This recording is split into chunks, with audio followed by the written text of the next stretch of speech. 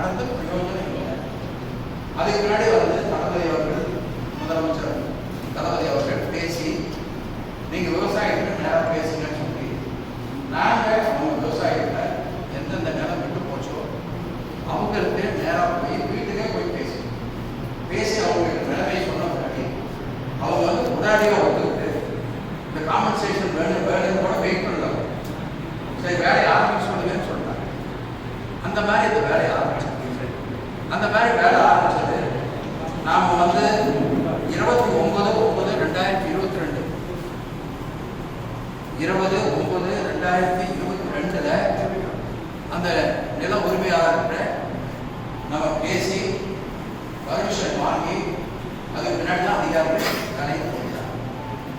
2019 வேலை போனாங்க. அன்னைக்கு வேலையை தொடங்க முடியல. அதுக்கு முன்னாடி முயற்சி தனிப்பட்ட முறையில் போய் எடுக்கல.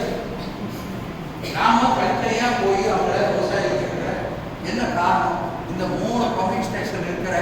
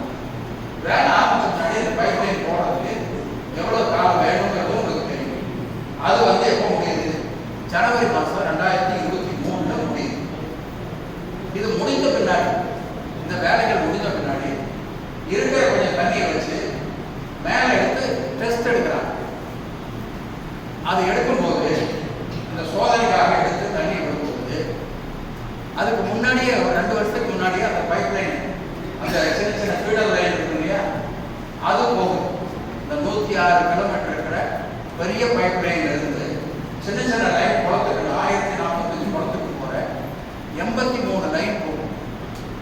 அந்த 83 லைன்ல எல்லா இடத்துலையும் குளத்துக்கு, ஏன்னா அந்த 2 வருஷம் பயன்படுத்தல, யாரும் அதை போய் பார்க்கல. அதனால அங்க வந்து விவசாயிகளோ அல்லது எலக்ட்ரிசிட்டி போர்டையோ அல்லது வந்து பஞ்சாயத்துலையோ அவங்க பைப் லைன் போடுறதுக்கோ ரோடு போடுறதுக்கோ உடைக்கும் போது அது உடஞ்சு போச்சு.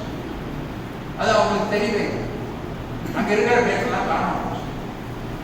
அதுக்கு பின்னாடி நம்ம இந்த வேலையை செஞ்சு கொடுத்த முன்னாடி அவங்க போய் அதெல்லாம் டெஸ்ட் எடுத்து அந்த அது வந்து 900 கிலோமீட்டர் நீளம் அத்தனையும் அவங்க செக் பண்ணி இன்னைக்கு ஏறத்தாழ 1045 குளத்துக்கும் தண்ணி போறதுல பெரிய சிக்கல் இல்லை.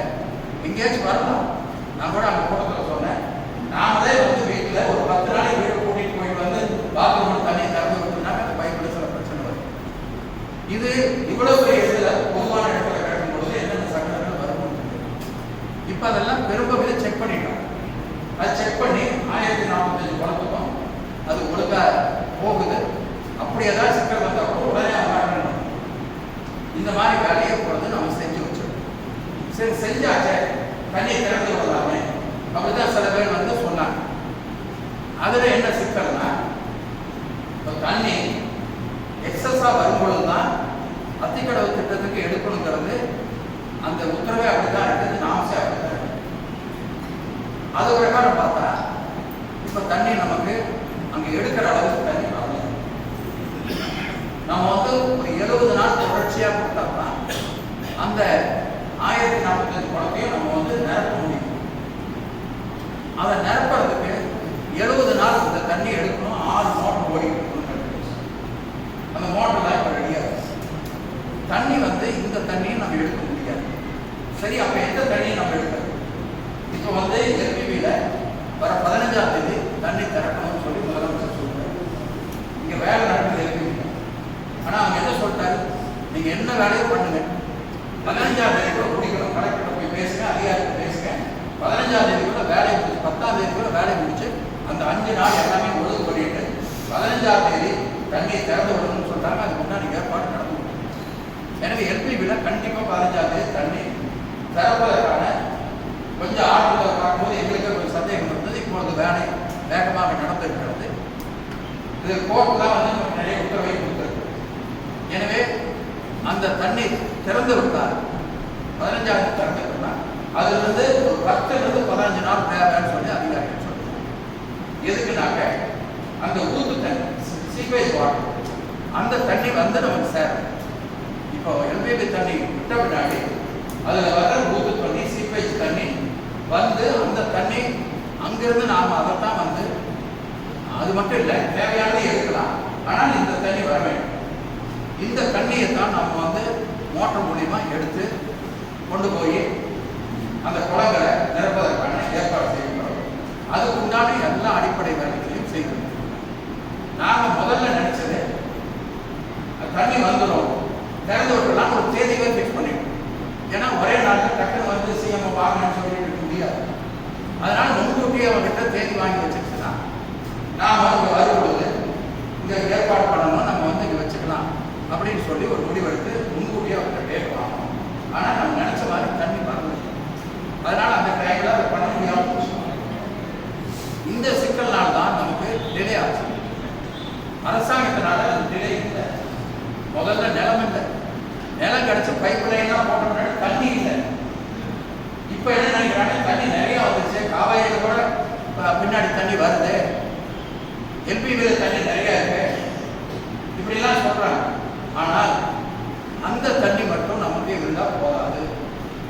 இதுல வர்ற அந்த ஊத்து தண்ணி சீவேஜ் வாட்டரையும் சேர்த்து தான் நம்ம கொடுக்க முடியுங்கிறதுனால தான் இப்போ எல்பிபி தண்ணி திறந்த பின்னாடி ஒரு 10 to 15 நாளைக்குள்ளாக நாம் இப்போ அந்த அத்திக்கடவு அவனாசி திட்டத்தை துவங்குவதற்காக ஏற்பாட்டை நாம் செய்து வைக்கிறோம்.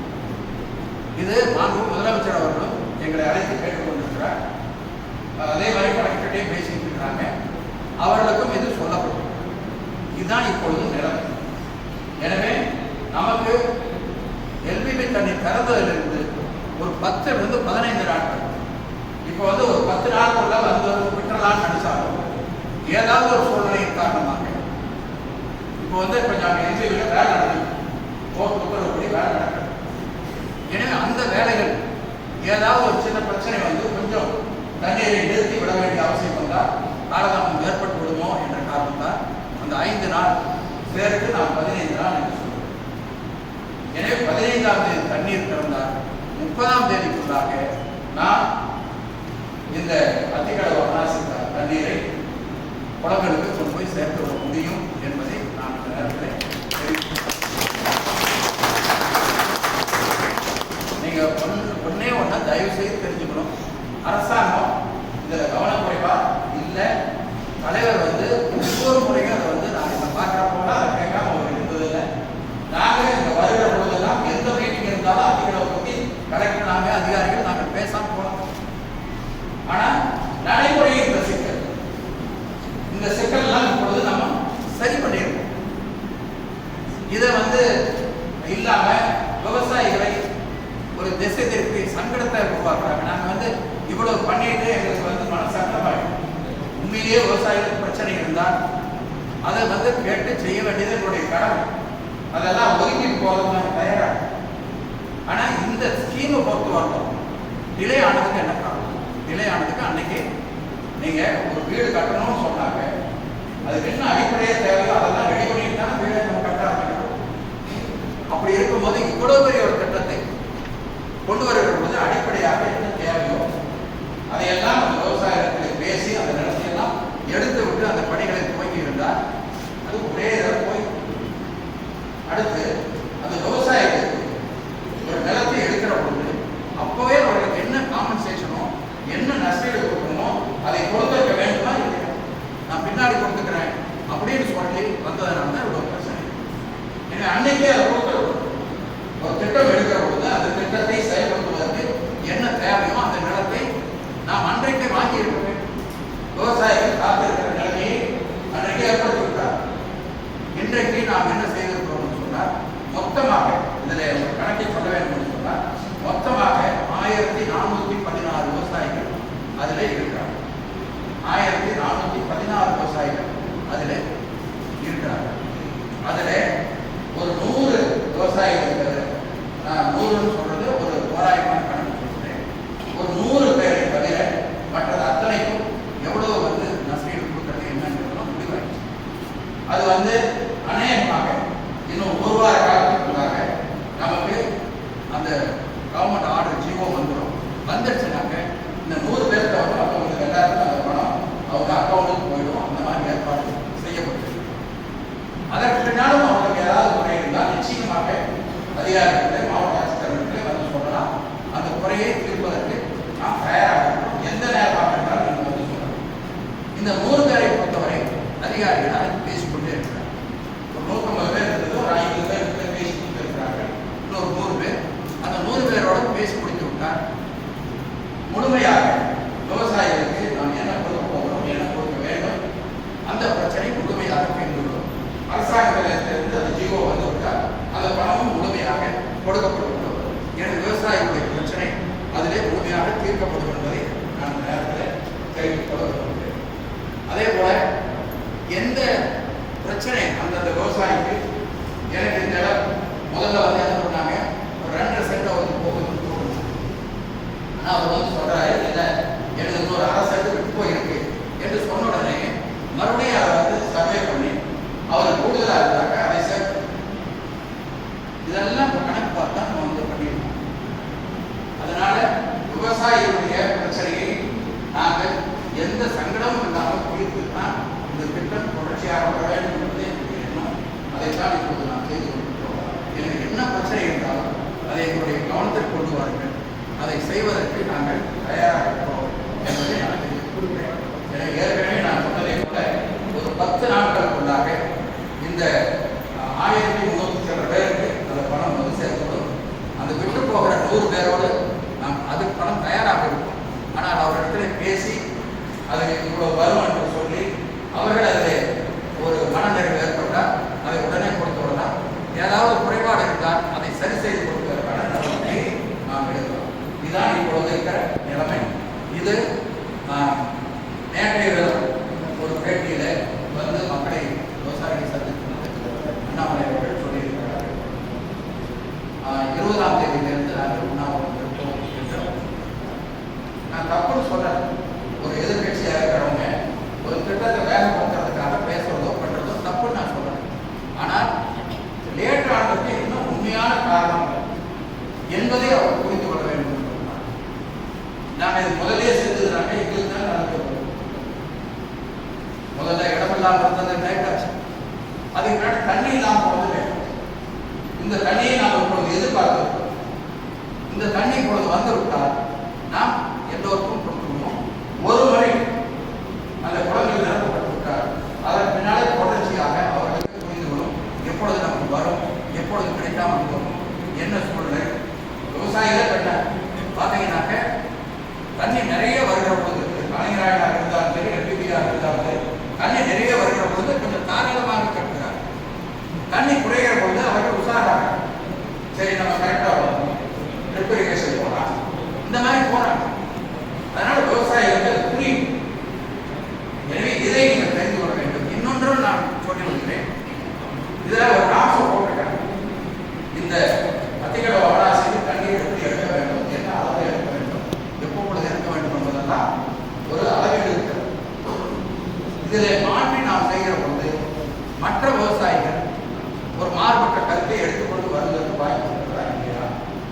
எனவே அரசாங்கத்துடைய கடமை இரண்டு பேரையும் மனம் போடாமல் பிரச்சனை இல்லாமல் அவர்களை கொண்டு செலுத்துவது அரசாங்கத்துடைய கடமையாகும். எனவே அவர்களும் பிரச்சனைக்கு வந்து ரெண்டு விவசாயிகளுக்கு ஒரு பாலமாக அரசாங்கத்திற்கு செயல்பட வேண்டும் ஒழிய அவர்களுக்குள்ளே ஒரு பிரச்சனை வந்து விடுகிற அளவுக்கு அரசாங்கம் அரசாங்கம் கூடாது இருக்கும். இதையெல்லாம் மனதில் வைத்துக் கொண்டு அந்த 20ஆம் தேதி நான் ஒரு வேண்டுகோளாக கூட அங்கே கூட்டத்தை சொல்லியிருக்கிறேன். அண்ணாமலையும் சரி, அவர்களோடு வந்தவர்களும் சரி, அந்த 20ஆம் தேதி உண்ணாவிரதம் என்பதை அவர்கள் கைவிட வேண்டும். 15ஆம் தேதி தண்ணீர் திறக்கிறோம். அதிலிருந்து எங்களுக்கு ஒரு 15 நாட்கள் அவகாசம் தேவை. அதற்கு பின்னாலே திறப்போம். அவர் போராடுவதற்காக திறக்கவில்லை. தண்ணீர் அப்பொழுதுதான் வருகிறது. அதனால் தான் அப்பொழுது முடியும். இல்லைன்னா நாங்கள் முன்னாடியே பண்ணியிருக்கோம். இதை பற்றி பல முறை மாவட்ட ஆட்சித்தலைவரோடு நாங்கள் பேசியிருக்கிறோம். இன்றைக்கு இந்த கூட்டம் நடத்துவதை கூட ஏறத்தாழ ஒரு 10 நாட்களுக்கு முன்பு இங்கு இருக்கும். நாங்கள் வந்து ஒரு ஒர்க்கிங் டே தான் நடத்தணும்னு நினைச்சோம். உதயநிதி அவர்கள் வந்த காரணத்தால் இது சரி ஞாயிற்றுக்கிழமை வச்சிருக்கலாம் என்று சொல்லி இன்றைக்கு அந்த கூட்டம் நேற்று நடந்த போராட்டத்துக்காக நடந்த கூட்டம் அல்ல.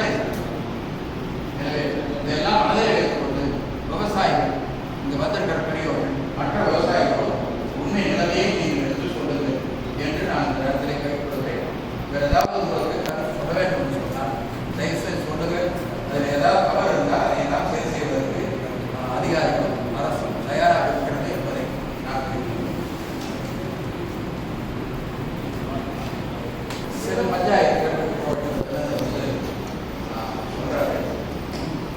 இதுல வந்து 1045 குளம் பண்ணியிருக்காங்க. இந்த திட்டம் அந்த பைப் ஒரு 6 மோட்டர் போட்டிருக்காங்க. அந்த கெப்பாசிட்டி இந்த 1045 குளத்துக்கு தான் போதுமானதாக இருக்கிறது. எனவே கூடுதலாக நாம் இணைக்க முடியாது. அப்படி இணைக்கிறதாக இருந்தால் அது வந்து வெற்றிகரமாக கணக்காது. கூடுதலாக செய்ய வேண்டும் என்று சொன்னால் மொத்தமாக எவ்வளவு குளம் வருகிறது என்று பார்த்து அதற்கு ஒரு தனி திட்டமாக தான் நாம் போக வேண்டியிருக்கும் என்று அதிகாரிகள் நாம் பேசணும் சொன்னார்கள். இருந்தாலும் கூட நீங்கள் சொன்ன கோரிக்கைகளை வந்து ஏதாவது 2-3 ரூபாய் அப்படி இருந்தால் அதற்கு ஏதாவது வாய்ப்பு இருக்கிறார்கள் நான் பார்த்து சொல்கிறேன். அது உத்தரவாதமாக எடுத்துக்கிறார்கள். ஏன்னா அந்த கெப்பாசிட்டி தான் அந்த அதுதான் வந்து நிலைமை. பட் இருந்தாலும் அதை எடுத்து அதை பார்க்கறதுக்கான ஏற்பாடு சின்ன சின்ன குறைகள் தான். அப்படி போகும்போது போயிட்டு தான் இருக்கும். நான் செக்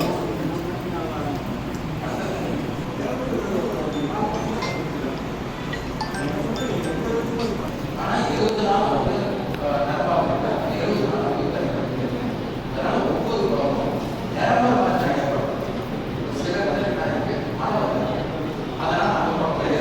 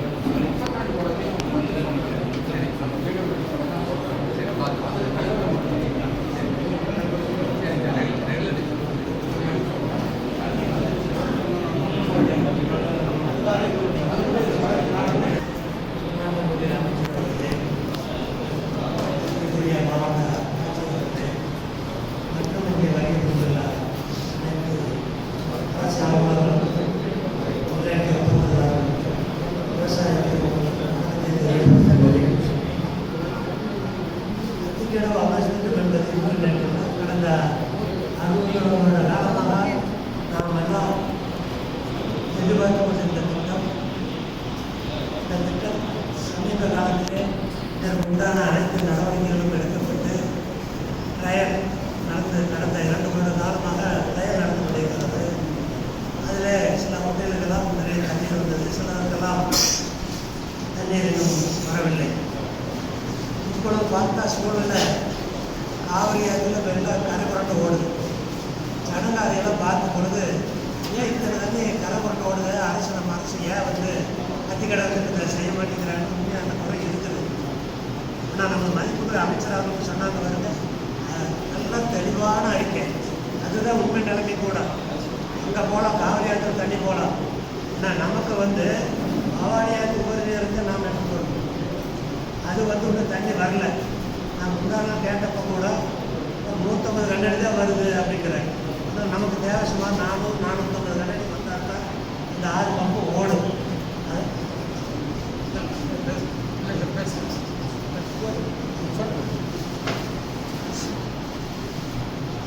அந்த அளவுக்கு நமக்கு தண்ணி வரல. இந்த காரணம் தான் தெளிவாக விளக்கமாக சொல்லிட்டாங்க. ஏன் வந்து காலதாமதம் ஆச்சு அப்படின்னு. அதுதான் உண்மை, வேறு காரணமும் இல்லை. நான் கூட 2022 நம்ம அதுக்கு முதலமைச்சர் 4வது பம்பு ஸ்டேஷன் பார்க்கறதுக்கு கிரைடர் வந்திருந்தார். அப்போ அந்த இடத்துக்கு நான் நம்ம அமைப்பு சார்பாக அவங்க ஒரு வரலாற்று கொடுத்து ஒரு விண்ணப்பம் கொடுத்து சொன்னோம், உங்களுடைய விரைவில் நீங்கள் அதிக இடத்துல நிறைவேற்றணும் அப்படின்ட்டு. அப்போ கண்டிப்பாக நிறைவேற்றலாமல் ஒரு அவர் வந்து ஆசை வந்தார். டிசம்பர்லேயே நாம் வந்து திறப்பலா பண்ணிடலாம்னு சொன்னார். ஆனால் அதுக்கப்புறம் அதில் நிறைய கடன்கள் அமைச்சர் சொன்ன மாதிரி பிரச்சனை இருக்குது, அதனால திறக்க முடியல. அதுக்கப்புறம் அவங்க சொன்ன மாதிரி இந்த நிலம் இருக்கிறது விவசாயிகள் சில பிரச்சனை இருக்குது. எனக்கு தெரிஞ்ச நம்ம அமைச்சர் அதில் எவ்வளோ பாடுபட்டார், எத்தனை தடவை விவசாயிகள் நேரடியாக போனார். அவருக்கு நம்ம ஒன்றியம் கேபி சாமி, அப்புறம் பெரியசாமி இவங்கெல்லாம் வந்து நிறைய முயற்சி எடுத்ததுனால தான் ஆரம்பத்திலேயே பைப் லைன் எடுக்கிறதுக்கு உணவாட்டிட்டேன். இவங்கெல்லாம் போய் இந்த காரிகளை பகுதியில் இவங்கெல்லாம் போய் சமாதானம் பண்ணிட்டு என்னுடைய அந்த பைப் லைன் வேலை நடந்தது. அப்படியெல்லாம் அவங்க வந்து எல்லாம் வேலை செஞ்சுட்டு இருக்கிறாங்க. ஆனால் நம்ம சூழலை என்ன தெரியல. போன வருஷம் 3 வருஷமெல்லாம் ஆகஸ்ட் செப்டம்பர் சூழலில் தான் தண்ணி ஆற்று நிறைய போயிடுது. இந்த வருஷம் நீலகிரிப்பக்கம் மழை பெய்ததால் நம்ம பகுதியில் மழை இல்லாதனால காவடி ஆற்றில் தண்ணி குறைச்சலாக வருது. அதனால் நாங்கள் அமைச்சர் வந்து சும்மா இருக்கல. 1 மாதத்துக்கு முன்னாடி சந்திச்சு பேசணும், அதுக்கு முன்னாடி 1 மாதத்துக்கு பேசணும்லாம் அவங்க என்ன சொன்னாங்கன்னா காவடி ஆற்றில் தண்ணி வருது, அடுத்த ஒரே வாரத்தில் உங்களுக்கு தண்ணி 5 கிலோமீட்டர் வந்துடு அப்படின்னு சொன்னார். இன்னொன்று சொன்னார், நம்ம பாட்டு முதலமைச்சர் வர சொல்லி திறமையா பண்ணிடலாம், ஆனால் வந்து தண்ணி 4 நாள் 2 போச்சுன்னா அது பெரிய குறையாக போயிடும், அது வேண்டாம், தண்ணி வரும்போது திறந்துடலாம் அப்படின்னு சொன்ன பாட்சி அவங்க சொன்னாங்க.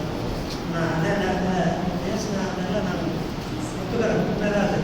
அதே நேரத்தில் இன்னும் சில விஷயங்களை நான் கோரிக்கை 2 கோரிக்கை வைக்கலாம்னு.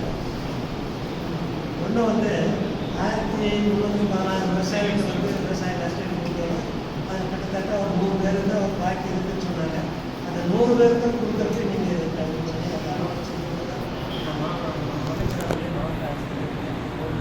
ரெண்டாவது வந்து உங்களுக்கு எல்லாம் தெரியுமே தெரியாது தெரியல. இந்த 2 வருஷத்துக்கு முன்னாடி நட்சத்திரம் வந்து குட்டையிலெல்லாம் வந்து இந்த வாய்ப்பு அறிவுறுத்திருக்காங்க. 130 இடத்துல விட்டு போயிடுச்சுங்க. இந்த குட்டையெல்லாம் வந்து யாரே நடமாட்டம் இல்லாத பகுதி இருந்தது. அதனால் அவங்க லைஃப் ரொம்ப சௌகரியமாக போச்சு. நிறைய இடத்துல விட்டு போயிடுச்சு. அதெல்லாம் கூட நான் அமைச்சர் வந்து ஆட்சியர் கவர்மெண்ட்லாம் கொண்டு போயிருக்கிறேன். அது மட்டும் இல்லை, நான் கூட சரி ட்ரெயிலாக நடந்துருக்குது, இப்படி திருப்பி போகாத நினைச்சேன்.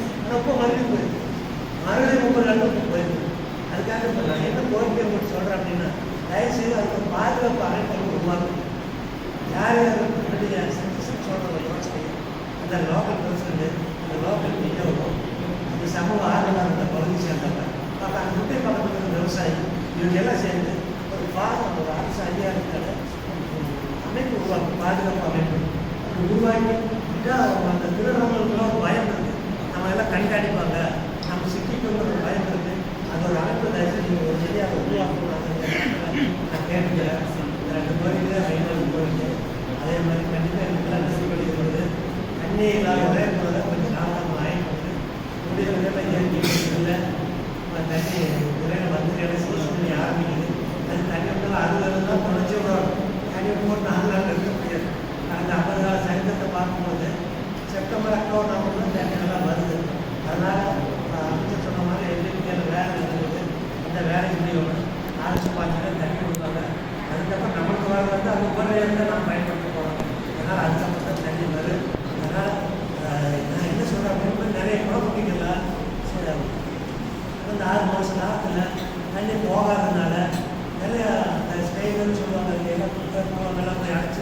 ரிப்பேராக கிடக்குது. இந்த போன வருஷத்தில் தண்ணி வந்த பழம் இப்போ வரலைங்க. இந்த தடவை போன வாரம் தண்ணி வந்து வரல. அதனால் நம்ம திருக்குழாவுக்கு முன்னாடி எல்லா குளம் ஒன்றோட மிஸ் ஆகக்கூடாது. எல்லா குடும்பத்தையும் தண்ணி வர மாதிரி நீங்கள் கொஞ்சம் துரிதப்படுத்த வேலையெல்லாம் அந்த நேரத்தில் கேளுங்க. அது இன்னொரு பிரச்சனை என்னென்னா, அது போட்டுக்கிற யூனிட் எல்லாம் நம்ம இங்கெல்லாம் எதுவும் கிடைக்காது. சில வெளிநாடு கொண்டு வரவங்க சொல்கிறாங்க. அதனால சில காலகட்டமாக ஆர்டர் போட்டுட்டாங்க. மருந்து ஆர்டர் போட்டால் கூட ஒரு வேலை கிடைக்கும். இப்போ நாளைக்கு போட்டால் அதுலேயே சில காரணமாகும். இனிமேல் நமக்கு முதல்ல அந்த சந்தையில் அந்த யூஸ் கருவிக்கு பாதுகாப்பு அவசியம். அதுக்கு ஒரு அமைப்பு உருவாக்கணும். தண்ணி எல்லாருக்கும் பேசி போகிறதா நீங்கள் ஏற்பாடு பண்ணணும். அதுதான் எங்கள் அரசு சார்பாக நாங்கள் இந்த கோரிக்கை வச்சுட்டு இங்கே பேசுறதுக்கு வாய்ப்பு கொடுத்த அமைச்சர் அவர்களுக்கு மாவட்ட தலைவர் நன்றியை தெரியப்படுத்திக்கொண்டு என்னுடைய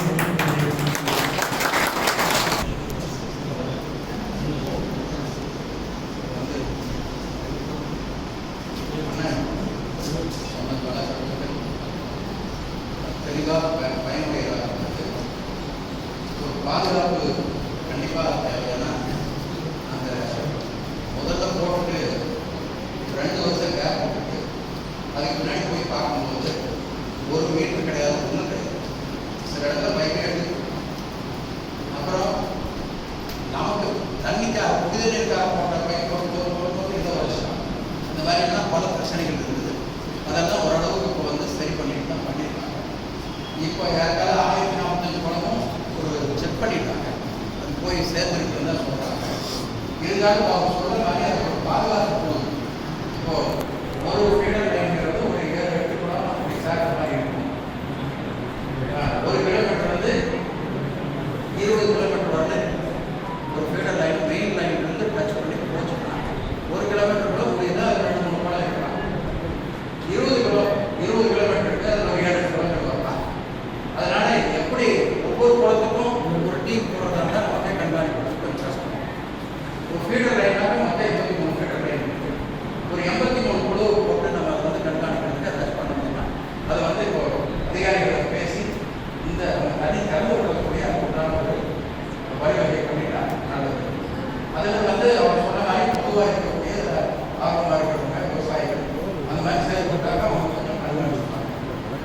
அப்புறம் இப்போ இருக்கிற குளங்கள்ல முழுகாய்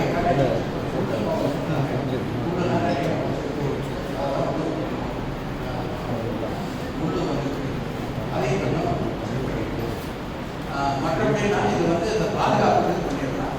தண்ணியை பொறுத்தவரை காவேரி பேக் வாட்டர் இவ்வளோ வருது, காவேரி ஓடுது, எங்கே செய்யக்கூடாது நினைப்பாங்க.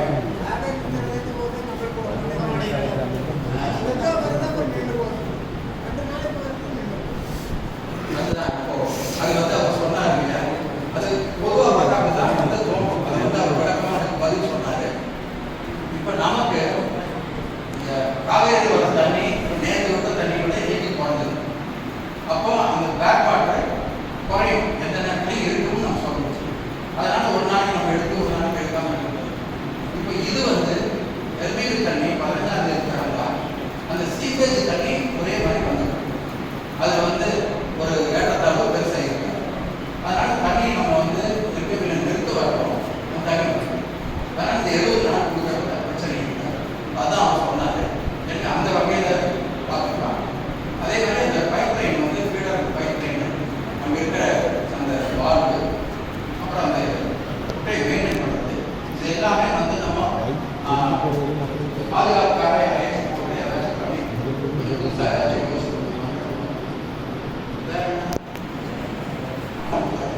அப்படி கொடுக்கும் பொழுது நமக்கு எங்கெல்லாம் பிரச்சனை இருக்கோ அந்த பிரச்சனைகள் சரி பண்ணுறதுக்காக இப்போவே நம்ம எல்லா இடத்துலையும் பார்த்துக்கலாம்.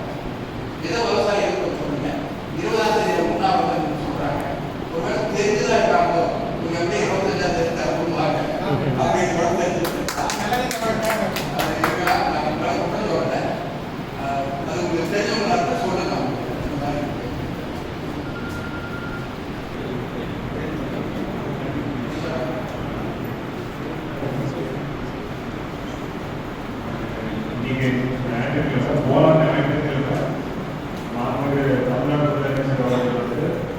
மேட்டூர்லேருந்து காவேரி ஆற்றுல கூட்டம் நடத்தினாங்க இளைஞர். அதில் ஈரோடு, நாமக்கல், திருச்சி, கடலூர் வரைக்கும் மயிலாடுதுறை இந்த மாவட்ட ஆட்சித்தலைவர்கள் எல்லாரும் நாங்கள் ஆய்வுக்கூட்டத்தில் பேசணும்.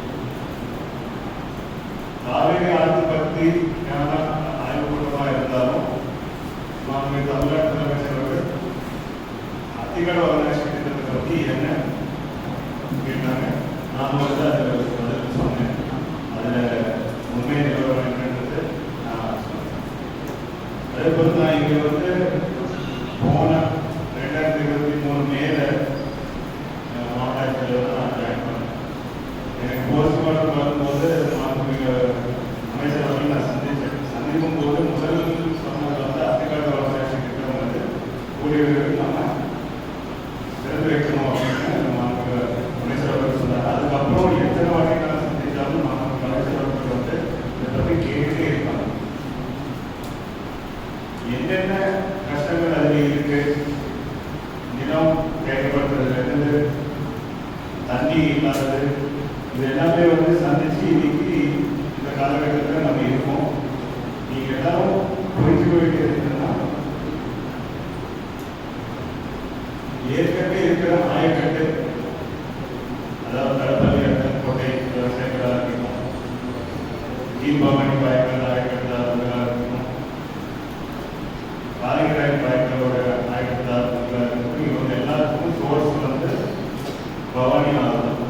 இது போக மீதமுள்ள தண்ணி வந்து இந்த அத்தக்கடை வளர்ச்சி திட்டம் மூலமா 1048 குளம் நிரப்புறதுக்கு தான் டிசைன் பண்ணப்பட்டது. சர்ப்ளஸ் தண்ணி இந்த ஆயக்கட்டு போக மீதமுள்ள தண்ணி வந்து நமக்கு ஒவ்வொரு வருஷமும் கிடைக்கும் நம்ம நம்ப முடியும். இதுக்கு மழை இதெல்லாம் ஒரு காரணங்கள். அதுவும் நம்ம ஈரோடு மாவட்டத்துக்கு மழை மேல் பகுதியில் மழை பெய்தாதான் பவானி சாகர் பவானி சாகர் பவானி சாகர் தண்ணி வரும். இந்த ஆயக்கட்டுக்கெல்லாம் தண்ணி போகும். அதெல்லாம் தெரிஞ்ச விஷயம். ஸோ இன்னைக்கு நமக்கு வந்து பவானி ஆற்றுல பவானி சாகர் டேம்ல ஓரளவு தண்ணி இருக்கு. கடற்பள்ளி ஆற்றுக்கு தண்ணி இருக்கும், காலிங்கராய் பாய்க்கு தண்ணி இருக்கும், கீழ்பவானி பாய்க்கத்தில் வந்து வேலை நடந்துட்டு இருக்கு. அது சீக்கிரமா முடியும். ஆகஸ்ட் 15 தண்ணி திறக்கிறதுக்கான ப்ரொபோசல் வாட்டர் ரிசோர்ஸ் டிபார்ட்மெண்ட் தயார் பண்ணிட்டு இருக்காங்க. அந்த தண்ணி திறந்ததுக்கு அப்புறம் சர்ப்ளஸ் தண்ணி, சீவேஜ் தண்ணி வந்து பவானி ஆற்றுல காலிங்கராய் பக்கத்தில் வரும்போது தான் முதல் பம்பிங் ஸ்டேஷன் அங்கே தான் இருக்கு. நீங்க எல்லாம் பார்த்துருக்கீங்க. அதிலிருந்து தண்ணியை எடுக்க முடியும். அந்த தண்ணி தான் 6 பம்பிங் ஸ்டேஷன் மூலமா இந்த 1045 குளங்களுக்கு நம்ம பம்ப் பண்ண முடியும். இதுவரைக்கும் இப்போ சில பேர் பேசும்போது பாதி தான் இருக்காங்க புதுசா ஓட்டல. இது வந்து சோதனை ஓட்டம் தான்.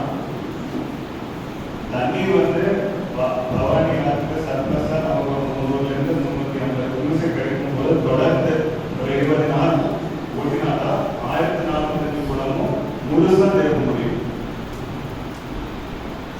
அது வந்து ஒரு ஆண்டு வந்து நடக்கும், ஒரு ஆண்டு நடக்காம கூட இருக்கும். பட் இருக்கிற தண்ணி வச்சு எத்தனை நாள் ஓட முடியும், எத்தனை குளங்கள் வந்து நிரப்ப முடியும், எந்த அளவுக்கு நிரப்ப முடியும் அந்த வருஷம் வாட்டர் ரிசோர்ஸ் டிபார்ட்மெண்ட் வந்து முடிவு எடுப்பாங்க. இப்போ இந்த வருஷம் நம்ம வந்து சர்ப்ளஸ் தண்ணி இந்த மாதம் கடைசிக்குள்ள, அதாவது 18ஆம் தேதி பவானி தீபாவளி வாய்க்கெல்லாம் தண்ணி திறக்க போகிறோம். அதுலேருந்து ஒரு 10-15 நாட்களுக்குள்ள சர்ப்ளஸ் தண்ணி வரும். அதுலேயும் கொஞ்சம் மழை பெய்தா அதுவும் வரும். இதெல்லாம் சேர்த்து பவானியில் சர்ப்ளஸ் தண்ணி கட்டும் போது இந்த பம்பிங் நம்ம ஆரம்பிக்க முடியும். இந்த திட்டத்தை வந்து நிறைவேற்ற முடியும்ன்றது நாங்கள் நம்புகிறோம். ஒரு சில விவசாயிகள் வந்து விடுபட்ட குளங்களுக்கு பற்றி பேசியிருக்கீங்க. அதுக்கு வந்து இந்த திட்டத்தில் சேர்க்கணும். அதாவது நம்ம ஊர்ல ஒரு பைப் இருக்குன்னு வச்சுக்கோங்க. அந்த பைப் வந்து எத்தனை பேர் கட்டுறது அந்த நம்ம பார்த்து பைப்போட அகலம் எல்லாமே முடிவு எடுக்கும். நடுவில் வந்து ஒரு அபார்ட்மெண்ட் வருதுன்னு வச்சுக்கோங்க. அதுக்கு தண்ணி விடும் போது நீதி குளங்களுக்கு வந்து தண்ணி போகுமா, நீதி வீடுகளுக்கு வந்து குடிநீர் போகுமா. இது எல்லாமே வந்து 1900 கோடி ரூபாய் செலவு பண்ணி கொண்டு வந்த ஒரு ப்ராஜெக்ட். இந்த மாதிரி ப்ராஜெக்ட் நாட்டிலே வந்து வேற எங்கேயுமே இருக்காது. அவ்வளோ பெரிய ப்ராஜெக்ட். அப்படி இருக்க பெரிய பெரிய சிவில் இன்ஜினியர்ஸ் எல்லாம் சேர்த்து வந்து டிசைன் பண்ண ப்ராஜெக்ட் இது. ஒரு குளம் சேர்க்கறது வந்து நம்ம ஏதோ புது வீட்டு கனெக்ஷன் கொடுக்குற மாதிரி நிறுவக்கூடாது. அதுக்கும் வந்து டிசைன்ல சேர்க்க முடியுமா சேர்க்க முடியாதா, இது சேர்த்தா வேற ஏதாவது குளத்துக்கோ குட்டைக்கோ வந்து அடிக்கணுமா, அதெல்லாம் யோசிச்சுன்னா முடிவெடுக்க முடியும். பட் நீங்க கொடுக்குற அசல் குளம் வந்து ஆய்வு செய்து என்ன முடிவுன்றது பார்க்கணும். இப்போ இருக்கிற நிலைமையில கடந்த ஒரு வருஷம் நானே பார்த்துருக்கேன், நிறைய ப்ரோக்ரஸ் ஆயிருக்கு. நான் ஜாயின் பண்ண புதுசில் அப்பவே வந்து அதுக்கு முன்னாடியே மாநில அமைச்சர் அவர்கள் வந்து நிறைய முயற்சிகள் எடுத்து அதில் 1வது பம்பிங் ஸ்டேஷனுக்கு 3வது பம்பிங் ஸ்டேஷனுக்கு வர்க்கெல்லாம் முடிச்சு கொடுக்கறதுக்கான நடவடிக்கை எடுத்தாங்க. முடிச்சு கொடுக்க முடியுது. அதுக்கப்புறம் இந்த சோதனை ஓட்டம் அதுக்கே தண்ணி பத்தலை. எப்போ தண்ணி கிடைக்குதோ அப்போ வந்து சோதனை ஓட்டம் பண்ணி நீங்கள் வந்து 1048 குளத்துக்கு வந்து எட்லீஸ்ட் ஒரு வாட்டியாவது ஓரளவுக்கு தண்ணி போய் சேர்ந்து. இப்போ இந்நேரம் வந்து அந்த தொடர்ந்து 70 நாள் போட்டுறது அது வந்து போதுமான தண்ணி நம்ம வரும் எதிர்பார்க்கணும். வந்ததும் அந்த திட்டத்தை வந்து தெரிவிக்கிறோம். நாங்கள் முதலமைச்சர் அவர்களும் மாநில அமைச்சர் அவர்களும் வந்து தொடர்ந்து எங்களுக்கு வந்து அறிவுரைகள் வழங்கியிருக்காங்க. இந்த திட்டத்தை பொறுத்தவரை இதை பற்றி கேட்காத நாளே கிடையாது. ஸோ பொதுமக்கள் எல்லாரும் உண்மையான உள்ளவர்கள் தெரிஞ்சுக்கோங்க. தண்ணி இருந்தால் தான் இந்த திட்டமே வந்து நம்ம ஓட்ட முடியும். இந்த வருஷம் மட்டும் இல்லை, முதல் வருஷம் மட்டும் தொடர்ந்து நீங்கள் அந்த விஷயத்தை வந்து எல்லாருக்கும் பேசுவது. மாண்புமிகு அமைச்சர் அவர்கள் வந்து இதுக்கு முன்னாடி ஒரு மேலே ஒரு அறிவுடன் நடத்திருக்காங்க. சில அறிவுரைகளுக்கு வழங்கியிருக்கிறாங்க. அந்த அறிவுரைகளை வந்து வருவாய்த்துறை நீங்களோட ஆதாரத்துறை வந்து கைப்பற்றணும் கேட்டுக்கொள்ளுங்க. அமைச்சர் அவர்கள்